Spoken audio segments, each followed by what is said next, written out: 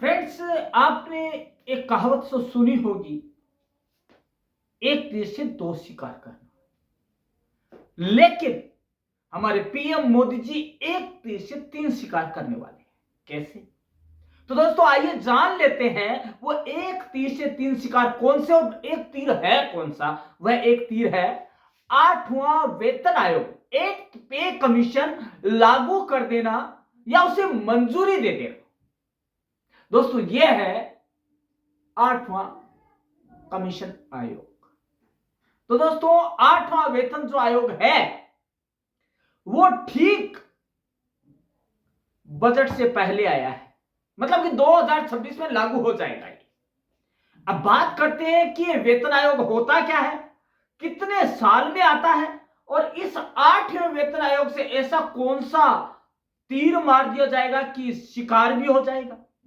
तो दोस्तों मोदी जी आठवां वेतन आयोग लागू करने के साथ ही महिलाओं कर्मचारियों के लिए भी कुछ अलग देने की कोशिश की है। तो दोस्तों बजट से पहले की यह कोशिश क्या रंग लाएगी यह तो भविष्य के गर्त में है, लेकिन इससे आम जनता को क्या फायदा होने वाला है, कर्मचारियों को क्या फायदा होने वाला है और अंततः सरकार को क्या फायदा होने वाला है, उसकी बात आज हम कर लेते हैं। दोस्तों केंद्रीय कर्मचारियों के लिए केंद्र सरकार ने आठवें वेतन आयोग के गठन को मंजूरी दे दी है। यह सरकारी कर्मचारियों के लिए बहुत ही बड़ा एक तोहफा होगा बजट से पहले। दोस्तों आयोग की सिफारिशें 2026 से लागू होंगी और दोस्तों सातवां वेतन आयोग जो कि 2016 में लागू हुआ उसकी सिफारिशें 2026 तक जारी रहेगी। अब बात आती है कि सातवां वेतन आयोग पे कमीशन जिसे बोलते हैं 1 जनवरी 2016 से लागू हुआ था। इससे कितने लोगों को फायदा हुआ? इससे करीब 1 करोड़ लोगों को सीधा सीधा फायदा हुआ उनकी सैलरी में बढ़ोतरी के साथ। वेतन आयोग, अब हम आपको बता दें कि वेतन आयोग कितने साल में लागू होता है भारत में। दोस्तों वेतन आयोग हर साल भारत में हर 10 साल में लागू किया जाता है और इस बार ये जो है वो आठवां वेतन आयोग है जो कि मोदी सरकार में लागू होगा, केंद्रीय सरकार द्वारा लागू किया जाएगा। इससे केंद्रीय कर्मचारियों का न्यूनतम वेतन और पेंशन दोनों बढ़ेगी। दोस्तों इसके आगे हम जान लेते हैं कि आठवें वेतन आयोग को लागू करने के लिए जल्द ही एक अध्यक्ष और 2 सदस्यों की नियुक्ति भी कर दी जाएगी। आयोग केंद्र सरकार के कर्मचारियों और पेंशनर्स की सैलरी और पेंशन दोनों तय करेगा। अब आठवां वेतन आयोग लागू होने से क्या हो जाएगा, इससे हम 2 सवालों के अंदर में जान लेते हैं। दोस्तों ये 2 सवाल ऐसे हैं जिससे कि पूरी गणित समझ में आ जाएगी आठवें वेतन आयोग की। दोस्तों पहला सवाल तो ये है, आठवें वेतन आयोग के आने से सैलरी पर क्या फर्क पड़ेगा, मतलब वेतन पर क्या फर्क पड़ने वाला है। केंद्र सरकार हर साल में, हर 10 साल में नया वेतन आयोग लाती है। कितने? हर 10 साल में। अभी 7वां वेतन आयोग चल रहा है लेकिन इसका कार्यकाल 31 दिसंबर 2025 को खत्म हो जाएगा और साल 2026 से 8वां वेतन आयोग लागू हो जाएगा। 8वें वेतन आयोग का वेतन मैट्रिक्स 1.92 के फिटमेंट फैक्टर का इस्तेमाल करके तैयार किया जाएगा। इसे ऐसे समझ सकते हैं कि केंद्र सरकार के कर्मचारियों की सैलरी के 18 लेवल है। लेवल 1 कर्मचारियों की बेसिक सैलरी 1800 रुपए ग्रेड पे के साथ 18,000 रुपए है। इसे 8वें वेतन आयोग के तहत बढ़ाकर 34,560 34,560 रुपए कर दिया जाएगा।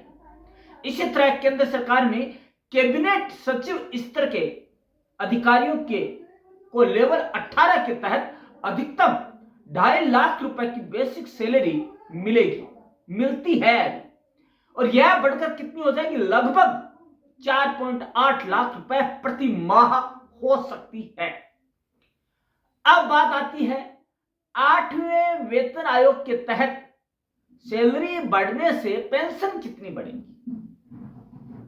तो दोस्तों, अगर जनवरी 2026 में 8वां वेतन आयोग लागू हुआ तो केंद्रीय कर्मचारियों का न्यूनतम वेतन 34,560 रुपए होने का अनुमान है।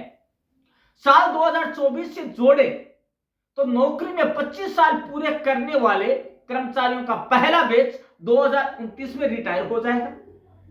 अब मान लीजिए कि 8वां वेतन आयोग लागू होने के बाद लेवल 1 के एक कर्मचारी की बेसिक सैलरी 34,560 रुपए हो गई, तो इसकी 50% रकम 17,280 रुपए होती है। इस हिसाब से कर्मचारी को 17,280 रुपए प्लस डीआर की धनराशि पेंशन के तौर पर मिलेगी। हालांकि यह रेयर केस में होगा कि कोई कर्मचारी लेवल 1 पर नौकरी ज्वाइन करने के बाद रिटायरमेंट तक उसी लेवल पर रहे। प्रमोशन और अन्य नियमानुसार समय समय पर इस लेवल में बढ़ोतरी होती रहती है, इसलिए कर्मचारी को इससे कहीं ज्यादा धनराशि ही पेंशन के रूप में मिलेगी। वहीं लेवल 18 के कर्मचारियों की बेसिक सैलरी 4.80 लाख रुपए होगी। इसका 50% कुल 2.40 लाख रुपए प्लस डीआर की धनराशि पेंशन के तौर पर मिलेगी। यह है मोटी मोटी गणित।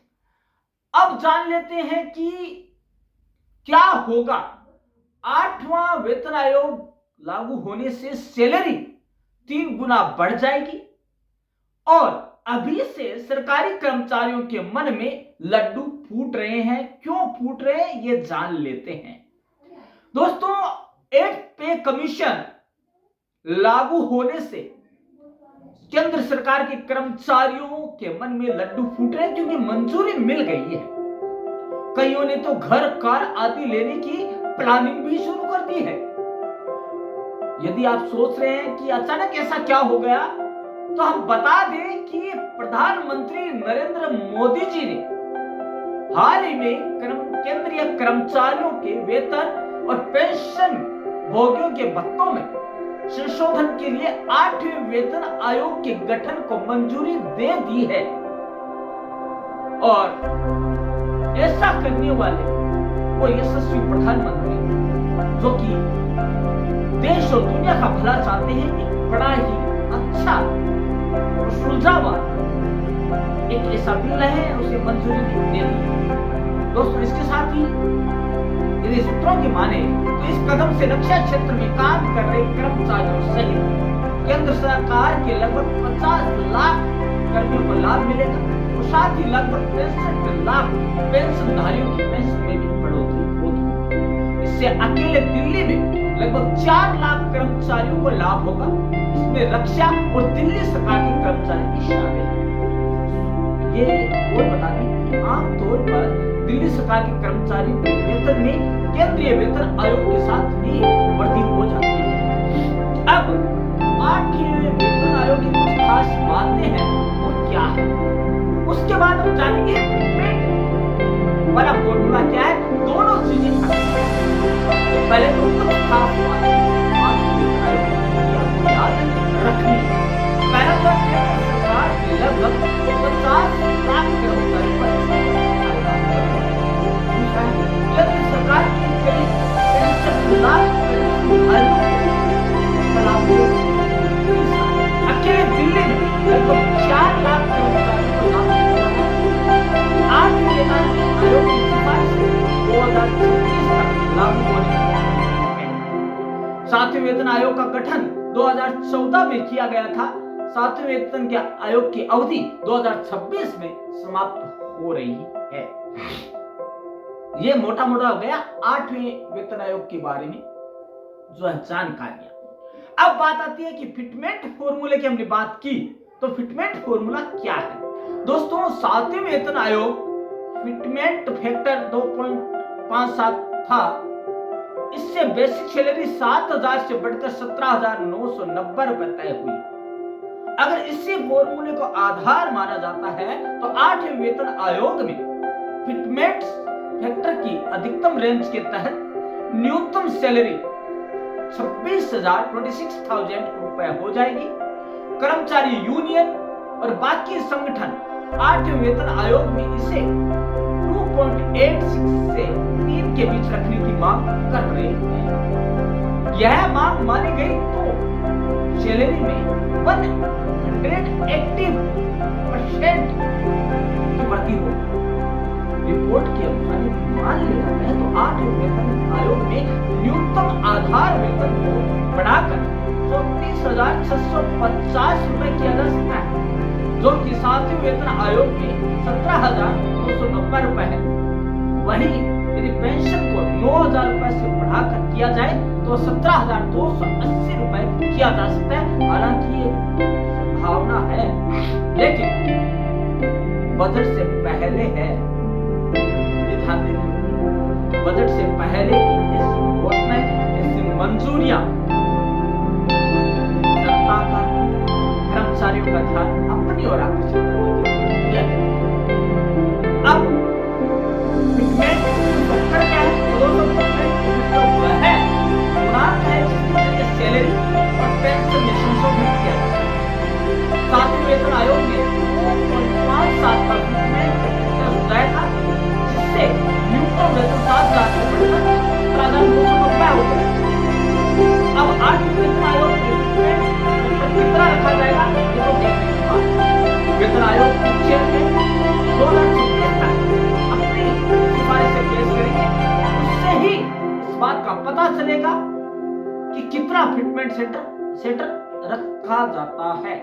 7वें वेतन आयोग का गठन 2014 में किया गया था और इसकी सिफारिशें 1 जनवरी 2016 से लागू हुई थी। इसकी अवधि 2026 में समाप्त हो जाएगी और माना जाता है कि उसी दिन से 8वें वेतन आयोग की सिफारिशें लागू कर दी जाएगी। अब बात आती है कि कितने साल में बदलाव होता है। दोस्तों, आमतौर पर जो ये वेतन आयोग लागू होते हैं वे 10 साल बाद में लागू किए जाते हैं।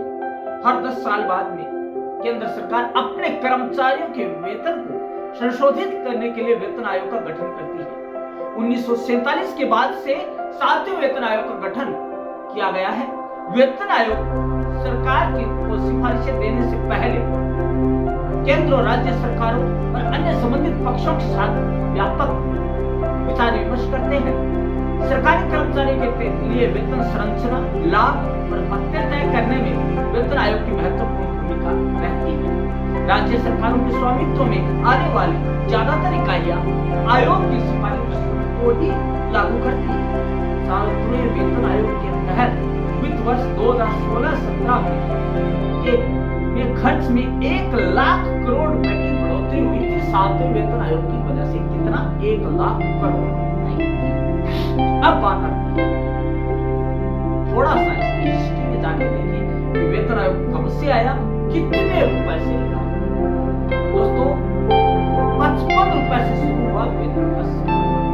दोस्तों, अब तक 7 वेतन आयोग गठित हो चुके हैं और ये 8वां होगा जो 2026 में जिसको मंजूरी मिल चुकी है। दोस्तों, उनका कार्यकाल आज पहला वेतन आयोग मई 1946 से मई 1947 रहा। चेयरमैन श्रीनिवास भट्टाचार्य ने भारतीय आजादी के बाद वेतन संरचना को तर्क संगत बनाने पर ध्यान दिया है। जीविका अवधारणा पेश की न्यूनतम वेतन 55 रुपए माह और अधिकतम वेतन 2,000 रुपए प्रति माह। लाभार्थी हुए लगभग 15 लाख कर्मचारी। ये था पहला वेतन आयोग। अब दूसरा वेतन आयोग अगस्त 1957 से अगस्त 1959 तक रहा और इसके अध्यक्ष थे जगन्नाथ दास। अर्थव्यवस्था और जीवन यापन की लागत को संतुलित करने पर ध्यान दिया गया। न्यूनतम वेतन 55 रुपए से बढ़ाकर 80 रुपए प्रति माह की दर पर लाया गया। समाजवादी प्रतिरूप को अपनाया गया और लाभार्थी हुए लगभग 25 लाख कर्मचारी। अब बात आती है तीसरे वेतन आयोग की, जिसके अध्यक्ष थे रघुवीर दयाल। दोस्तों यह वेतन आयोग अप्रैल 1970 से मार्च 1973 तक रहा। न्यूनतम वेतन 80 रुपए से बढ़कर 105 बढ़ाकर 185 हो गए और प्रतिमाह सार्वजनिक और निजी क्षेत्रों के बीच समानता पर जोर दिया गया। वेतन संरचना में असमानताओं को दूर किया गया और लाभार्थी के लगभग 30 लाख कर्मचारी हर वर्ष कर्मचारी बढ़ते गए। चौथा वेतन आयोग सितंबर 1983 से दिसंबर 1986 तक चला और जिसके चेयरमैन रहे पीएन सिंघल। न्यूनतम वेतन 185 से बढ़कर सीधा 750 रुपए प्रतिमाह की सिफारिश की गई। सभी रैंक में वेतन में असमानता को कम करने पर ध्यान दिया गया और 35 लाख से अधिक कर्मचारी लाभान्वित। चौथा वेतन अभी सफर चालू। पांचवा वेतन जिसके अध्यक्ष थे न्यायमूर्ति एस रत्नावेल पांडियन, उनकी अध्यक्षता में यह वेतन आयोग अप्रैल 1994 से जनवरी 1997 तक चला। न्यूनतम वेतन था वो 750 से बढ़कर सीधा 2550 प्रतिमाह वेतनमान की संख्या कम करने का सुझाव दिया गया। हालांकि सरकारी दफ्तर को आधुनिक बनाने का किया गया और लाभार्थी 40 लाख कर्मचारियों की संख्या बढ़ी। अब है छठा वेतन आयोग। छठे वेतन आयोग जिसमें की पे बैंड और ग्रेड पे पेश किया गया। पहली बार न्यूनतम वेतन 7,000 रुपए प्रति माह हुआ, अधिकतम वेतन 80,000 रुपए प्रति माह की बात की गई, जो कि अक्टूबर 2006 से मार्च 2008 तक चला और इसके अध्यक्ष मतलब चेयरमैन रहे न्यायमूर्ति बीएन श्री कृष्ण रहे। और लाभार्थियों की यदि हम बात कहें तो 60 लाख कर्मचारी पहुंच चुके थे लाभार्थी के रूप में।